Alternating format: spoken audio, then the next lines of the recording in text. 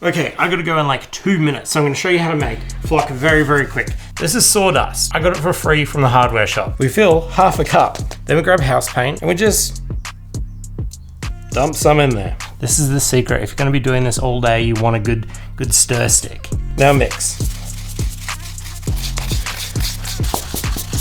Don't add water. A lot of tutorials will tell you to add water, just you don't need to. It's starting to look okay, but if we add more paint, it's going to be more vivid. Discount sample pot, don't pay full price.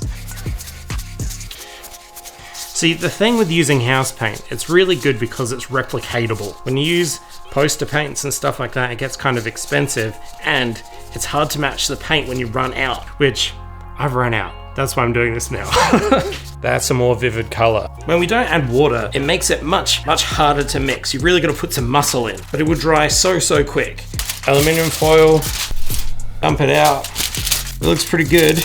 Now, after you dump half of it out, keep mixing because there'll be stuff trapped in the bottom. And because we didn't use water, it needs a little extra mix. So that is looking pretty good. And like, this is basically dry. Mostly. And don't tell anyone, but I don't even wait for this to dry. I just apply it straight onto my model while it's still wet. It's actually kind of good because the moisture in the wood helps absorb the PVA glue. We're gonna repeat this, but half of this again. So that's a quarter. With a quarter of the cup, use a darker green. Give it a swirl. Doesn't matter if the old paint's still on there. Oh yeah, that's good. Look at that. Nice dark forest green now. Now, yellow. This yellow paint isn't house paint. This is like the cheapest paint I could find. It just means that you need to use more of it to get more pigment typically. And mix. I wish I had a clear cup to show you this with, but they're outlawed now for the environment, which is great. It just makes demonstrating the color thing a bit harder. Yeah, beautiful. Now we have a yellow tone, a dark green tone, and that bright green tone, and we just mix it together. That's a lovely color of flock. Okay, I gotta go. I'll be back.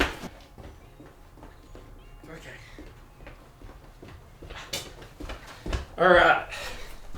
I just had to pull this out the oven on the lowest possible temperature. Don't overcook it. I'm gonna go drop this off. This is for my friend John. That's who I need to go see.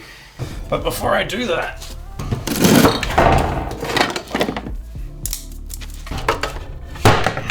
I'm just gonna give this a quick little sieve and help break up any of the really big chunky bits. Some big chunky bits are fine, but we don't want it all big and chunky.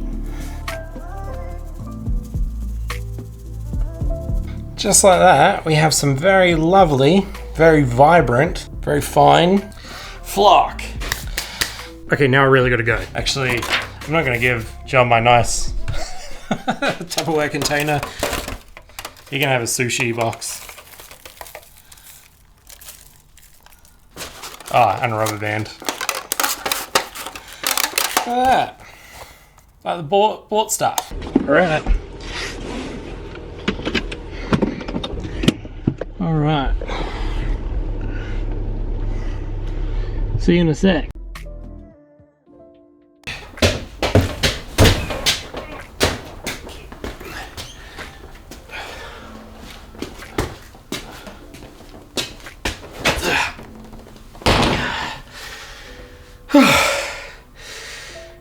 Awesome. Alright. Let's unpack. This is a table that I started that I'm now going to turn into Lustria themed jungle terrain using the new flock for Mordheim. So this terrain set I designed a couple of months ago. It's actually 2 separate terrain sets, and these are the leftover test prints and failed prints and even some of the supports to make them that I've combined into a full table of terrain.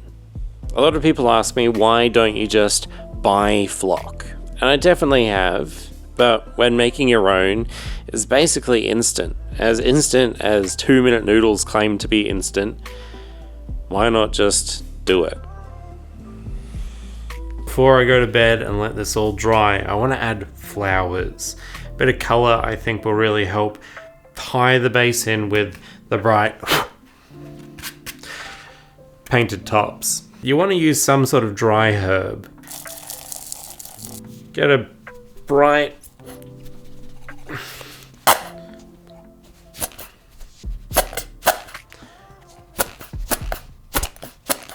paint. Then mix that bad boy up. Oh yeah, nice.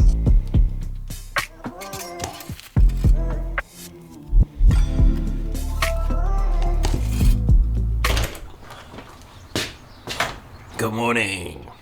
Oh, this is a good one today. Mate, that looks very good. Very, very good. Episode 2, and it was not Smithers. I was trying to find the right color matte to match these pieces, and I kept going back and forward. I went back and forward a lot, trying to find something with the right contrast, enhances the narrative. You know, these things are important. This looks a little boring.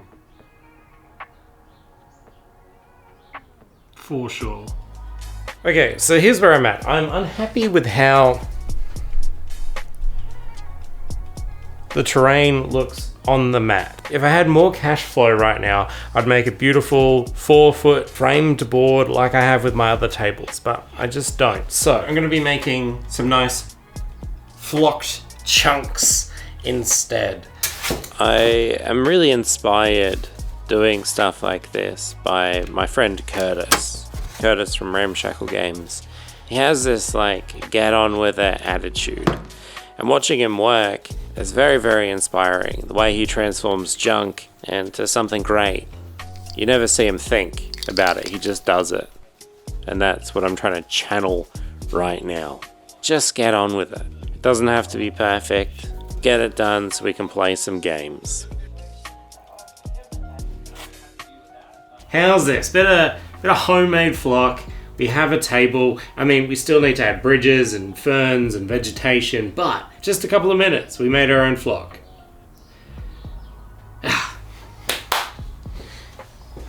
All right. Listen here. This is the most important part of this whole process. And it's the fact that this flock goes such a long way that the likelihood that you're going to be still using the same flock for the next 5 years is incredibly high. So on the inside of the lid, I have written the recipe out, and I've painted on swatches that I can color match at the hardware shop or against the bottles of paint that I have. I've even listed the kind of herbs that I use for the flowers. Future you will thank you, trust me. That's where I'm at right now.